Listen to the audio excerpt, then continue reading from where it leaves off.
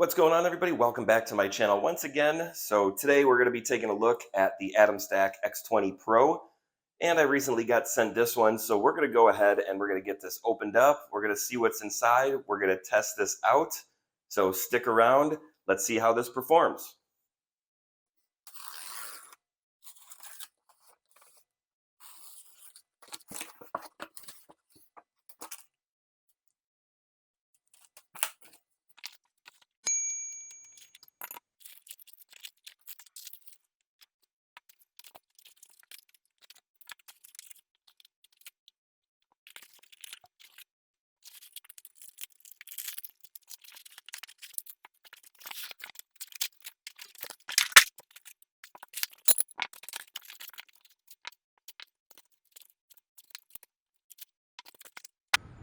Okay, so I got this all taken out of the box, and as you saw, this was very well packaged.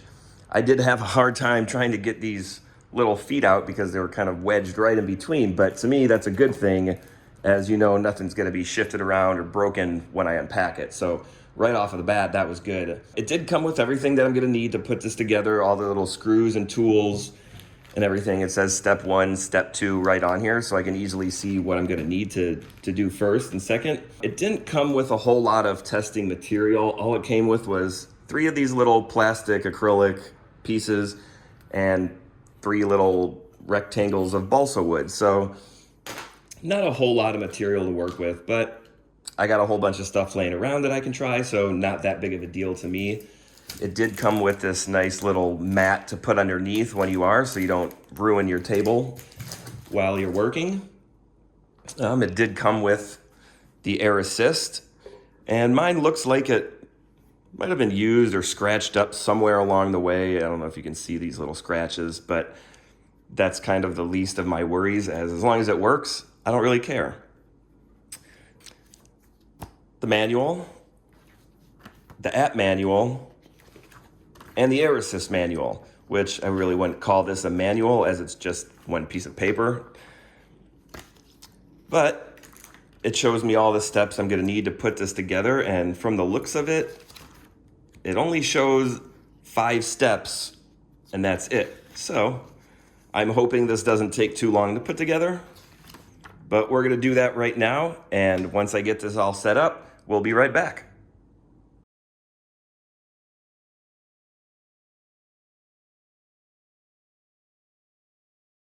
All right, so I got this all set up, and I did run into a little bit of a hiccup, which I'm going to show you right here. So you have the power supply right here, and this has a little connector so that you can hook up the air assist along with it. Now, when I go and I plug this in, and I power this on, nothing happens whatsoever, as you can see. So I came to the conclusion that this adapter just does not work. So if I plug it in by itself, it plugs right in. Now, luckily, I already had another adapter anyways that I can use just to plug into the air assist. And now you can see that both of them are in fact working. So I'm going to go ahead and I'm going to run a test first, and we're going to use their little controller, and I'm going to test out what their files are that are already on here set up. I think there's a dog and a butterfly, so we'll just try cutting out a dog first. So we'll just use a little piece of balsa wood, and we'll get this set up, and we'll run their little test. So they do make this really easy to focus it. This is a fixed focus laser, which means you don't have to adjust any knob underneath. All you need is this little piece right here, and all you have to do is slide it under, position the laser to where it's right on top, tighten it, and then you can just remove this piece, and it fits right back on top of the machine. So we'll get this powered on,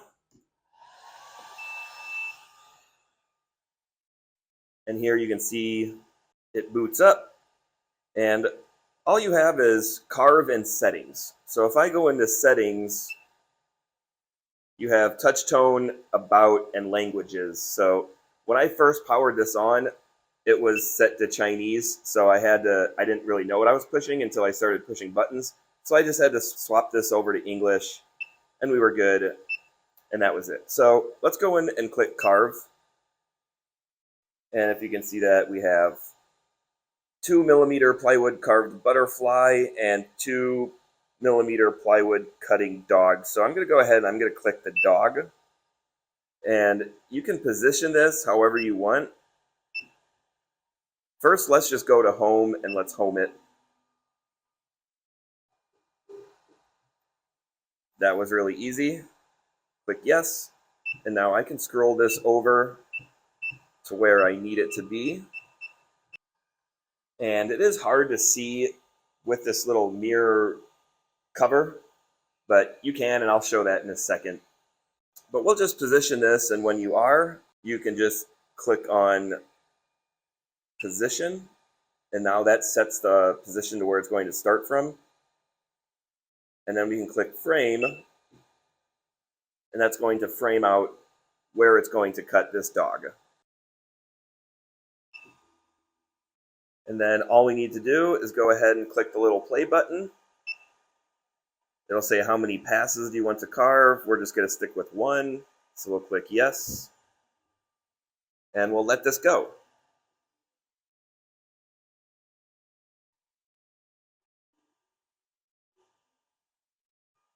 Okay, so that has finished. So we're just going to go ahead and click home just to get that out of the way.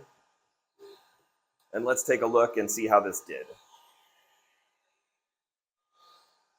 And it looks like it cut that right out of there. It does have some charring a little bit, but that's okay.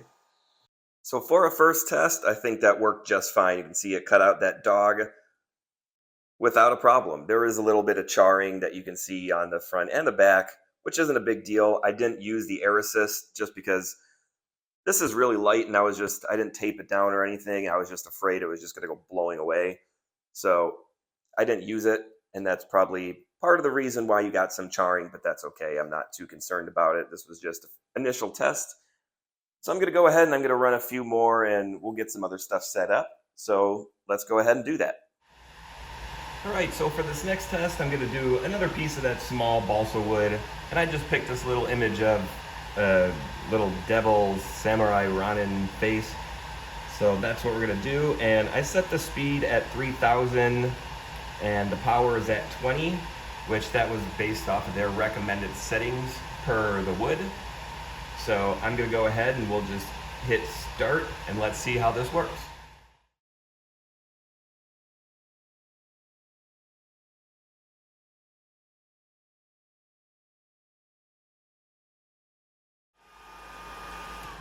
All right, that has finished. Let's take a look.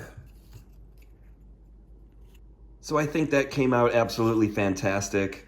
Now, a lot of these companies, they gave me some like test specs and certain settings to work with, but by far this has been the best based off of what they offered and provided. So at 3,000 millimeters per minute at 20% power, I think that came out great.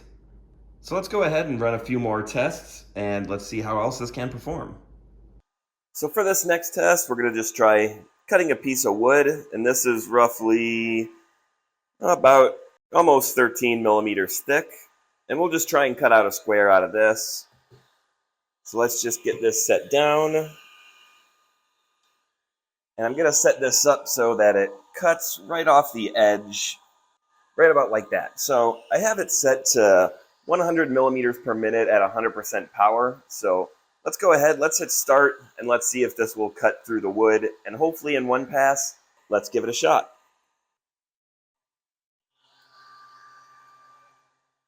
So right now it's not even cutting anything, it's just onto this aluminum sheet, so I'll wait till it gets to the wood. I will turn on this air assist just to help blow out some of the dust and try and keep some of the charring clean.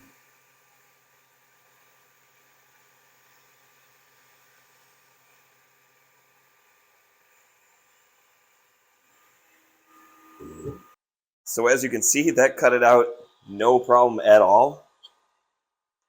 It did leave a little bit of charring right there, but on the top side, there's virtually none except from where right before I turned on the air assist. So I'm actually going to go ahead and do that one more time, and let's just cut a circle out of the middle, and let's see if that makes a little bit of difference, but I'll make sure to turn the air assist on before I start this. That way we get a little bit better of idea of how this works.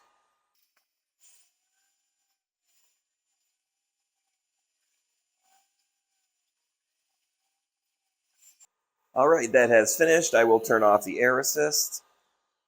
Take a look.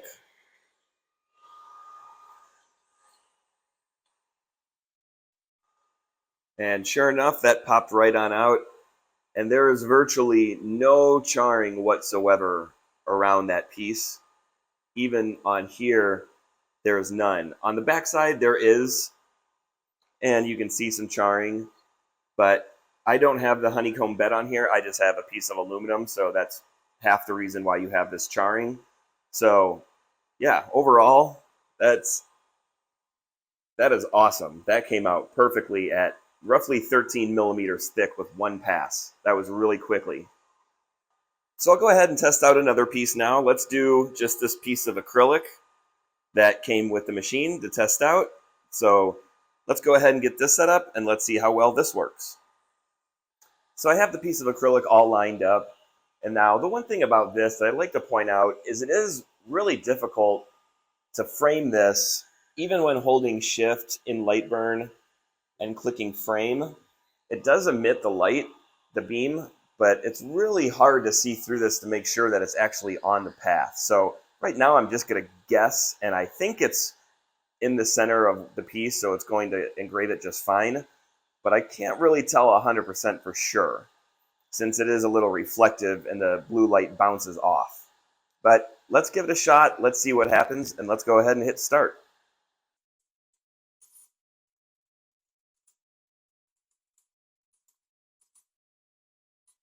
So that has finished. Let's take a look.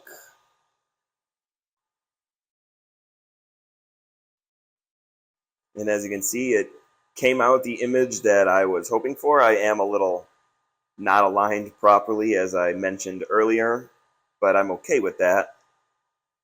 And it's kind of hard to see on camera. It makes it look a little better. But yeah, overall, I mean, that's cut pretty deep. That's definitely, I can feel that. But I think that came out really cool. There you go. It kind of gives it a better light right there. All right, so yeah, it will engrave that just fine. So for this next piece, we're going to try doing something a little bit bigger. So I'm going to do this piece of bamboo, and I'm going to try not to screw this up because I actually like this cutting board that I have had for a while, but we're going to try and engrave this. So I'll get this all set up, and we'll see how this engraves. So here is the image that I will be engraving. It's this wanted dangerous poster sign that I found, which looked pretty cool. So I am going to be doing this at 3,000 millimeters per minute at 50% power as well. And if we preview this, we can see that's what it's going to look like when it's finished. So I hope it does. It says right here, it'll take 46 minutes and 52 seconds. So we'll just run a time lapse on this one so you guys can watch it go. But we'll be right back right after that happens.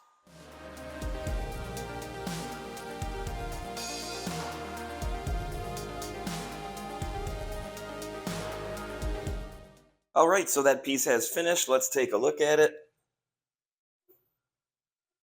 And I think that came out absolutely awesome. Super happy with the way that came out. It's not too deep. It's a little deep, and I can feel it, but it's nothing ridiculous. But yeah, I'm really happy with the way that came out. So I'm going to run another test, and I always like to try some stainless steel, so that's what I'm going to do. So I'm going to get this all set up, and we're going to try a piece of this, and let's see how well this turns out.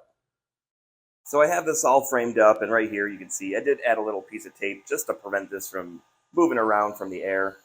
So let's just go ahead and hit start, and let's see how this turns out. It says it's only going to take 2 minutes and 19 seconds. So we'll see how accurate that is. And I am running this at 800 millimeters per minute at 80% power.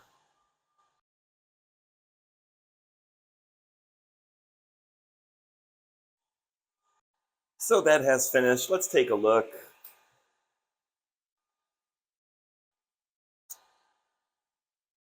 And as it came out, it didn't really come out as great as I had hoped, but I could probably adjust some of the settings and probably get that a little bit better. But it did work, and I can feel it that is engraved in there. I'll have to try that again just to see if I can get that a little bit better. Okay, so I went ahead and did one more test print on a piece of tile, and this is just white tile that I spray painted black. And here is the image, and I think this came out fantastic. You can see all this white in here and in the top. This image is actually supposed to look like this. This was fog and whatnot, so don't think that this kind of screwed up, because it didn't. So yeah, I think overall this came out really, really well. So let's go over a few of the pros and cons about this. So the pros, let's start off with, first of all, I do like the size of this. This is 400 by 400, and it does have markings along the X and Y axis, so you can see exactly where you're cutting or engraving. It does have the emergency kill switch right here, so if you need to turn it off for whatever reason, you can. You have the power and the reset, the power adapter, along with the USB and the TF card right in front. I do really like how this comes with an offline controller that you can download the G code or the NC files from the TIFF card and just use this to engrave, so you don't need your computer. And this is magnetic, as you just saw, and that just connects right to it. You do have the leveling sensor right here that just sits on the side, which makes it very easy to fix focus this laser onto whatever piece you're doing. Along with adjusting the knob is very, very easy to move it up, down. You just tighten that one knob right in front, and that's really simple to use. I think the pieces came out absolutely fantastic that I tried to use. This was the bamboo that you saw earlier, and if you look at the detail in that, I think that came out absolutely perfect. Same with just the little balsa wood that I tried out. The detail in that as well, really, really good. When I tried using their offline controller just for that first test piece to print that little dog out and cut it out, that worked perfectly. Now there was some charring, but I did not turn on the air assist for this, so that's why that's there. Now for the stainless steel, sure, that worked. It's not the greatest that I've seen, but I probably do need to adjust some settings, so I can't really complain too much about that. And I'll run some more tests just to see if I can get that a little bit better. The acrylic that I tried out worked really well. It's kind of hard to see in the lighting, but it worked perfectly. And for cutting larger materials, this was just about 13 mil. That cut that out absolutely perfect with pretty much zero charring whatsoever once I turned on the air assist. And you can, in that top corner, see a little bit of the charring, but that was right before I turned on the air assist. So after I turned it on, it virtually went away. This was fairly easy to put together. This didn't take me long at all, probably about a half an hour total. And the only problem that I had running into this was when I had to put the x-axis on, it shows in the photo, and I'll show you. So right here, it shows like you're putting it from the front, but actually you have to put it in from the back. And that is because there's the limit switch, which is right here underneath. So trying to put it on from the front, it just stops. So that was really the only issue I had. But there are two limit switches on here, one right here and one over here for the X and Y. So this machine does actually have an app, and I can just go to the Atomstack app. And let's say I just want to draw something. I can clear that. I can do a little sketch. I can add photos. I can click next. black and white, gray, and I can set the speed, the power, the size of this. I can click next, so it's going to upload it. I can click confirm, and now I can move this over to where I need to, and I can adjust it.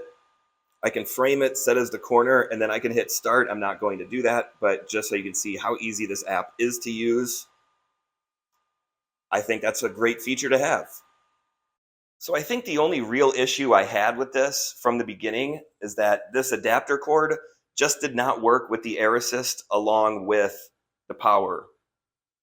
It just, no matter what I tried to do, even if I just tried using one or the other, it would not work. So I actually had to use a separate power connector just to be able to use the air assist as well, which it could just be a faulty plug, which is my guess of what it is. So I don't think that's really a machine issue fault, just something I'd like to point out.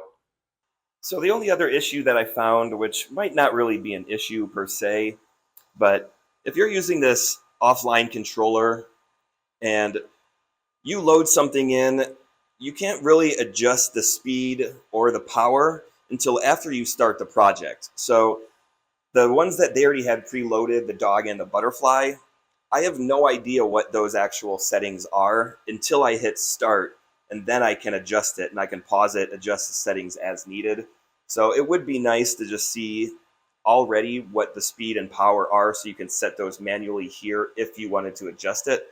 But again, if you already have it set up on the computer and you program it into it, that's really not an issue. So you already know what your settings are.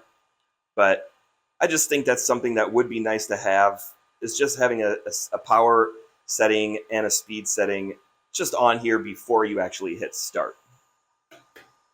So overall, what do I think of this machine? I think this is absolutely fantastic. I mean, for the price of $1,049 that this is going for the X20 Pro, which is the 20-watt beast of a power laser, and it comes with the air assist, you really can't go wrong with that.